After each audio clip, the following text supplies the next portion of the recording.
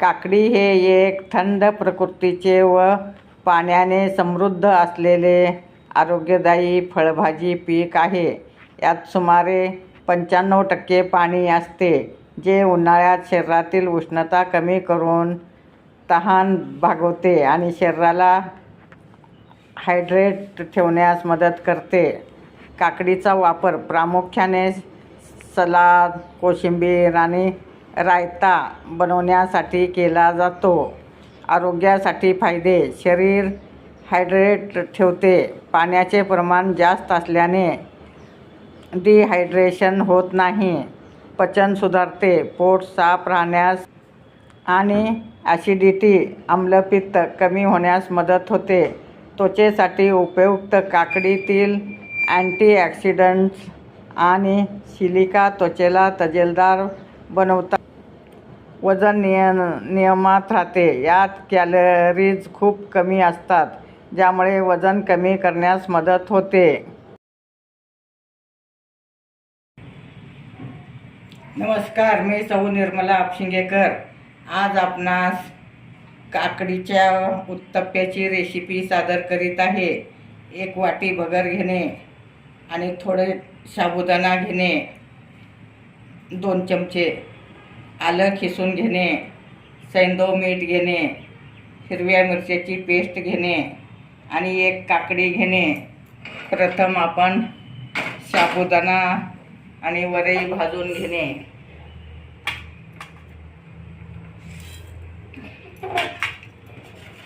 भाजल्यामुळे लवकर बारीक होतं, अगदी खमंग होतात.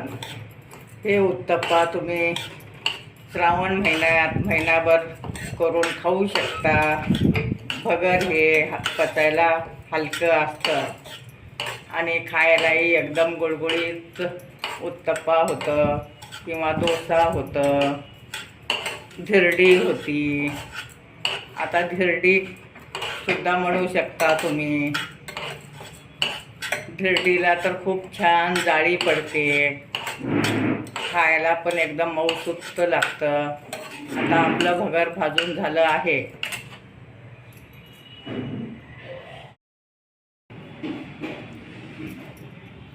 आता आपण ह्यात 2 वाटी ताक घालत आहोत. ताजं ताक घेणे.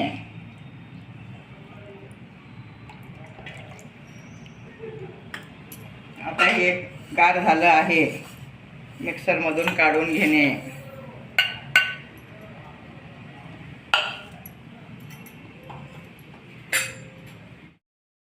आता छान हे बारीक करून घेतलं आहे, तुम्ही पाहू शकता.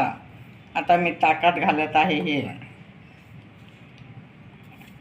ताकात सगळे साहित्य घालून 10 मिनिट मुरत ठेवणे.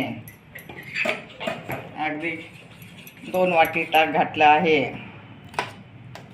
नंतर अर्धी वाटी पाणी घालू शकता, ताक घालू शकता.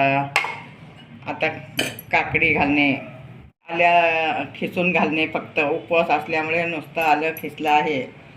हिरव्या मिरच्याची पेस्ट घालणे आणि सैंधव मीठ घेणे. हे सगळं एकत्र कालून मिक्स करून घेणे आणि 10 मिनिट मुरत ठेवणे. अगदी असं व्यवस्थित कालून घेणे.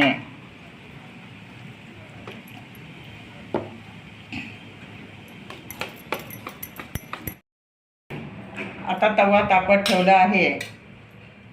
त्यात आपण थोडं तूप लावून घेणे.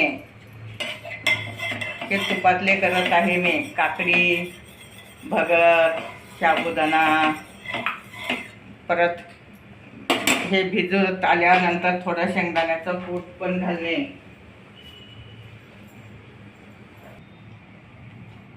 थोडं शेंगदाण्याचं कूट घालणे म्हणजे खूप चविष्ट होतात, खुसखुशीत होतात आणि पौष्टिकपणा पण येतं. शेंगदाण्यामुळं हिमोग्लोबिन वाढतं. उपवास केल्यामुळं अशक्तपणा आलेला दूर होतो.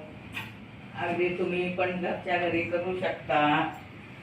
ह्याच्या आधी मी बटाट्याचं केले होते, आता काकडीचं करणार आहे. काकडी ही थंड असते. आता तव्याला तूप लावलं आहे. असं तूप लावून घेणे. आता मी तव्यावर घालत आहे. असं कालून घेणे व्यवस्थित.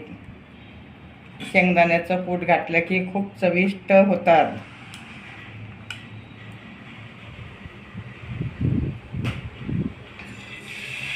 छोट्या आकारात मोठ्या आकारात करू शकता तुम्ही. तुपामुळं तर खूप खमंगपणा येतं. वर झाकून ठेवणे.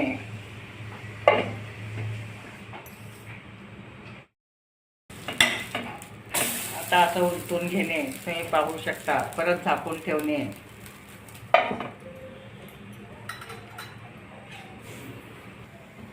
आता आपला उत्तप्पा झाला आहे. तुम्ही पाहू शकता. काकडीचं खूप मऊसूत झालं आहे. आता आपले काकडीचे उत्तप्पा तयार आहेत आणि तूप घालून केलेले आहेत. हे तुपातले उत्तप्पा आहेत.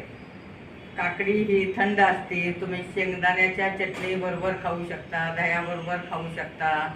तसंच जरी खाल्लं तरी खूप पौष्टिक आहे. आता महिनाभर श्रावण उपवास असतं, खिचडी खाऊन कंटाळा आलेला असतं. त्यामुळे तुम्ही हे काकडी घालून उत्तप्पा करू शकता. माझे व्हिडिओ लाईक, शेअर, सबस्क्राईब करा. कमेंट्स करायला विसरू नका.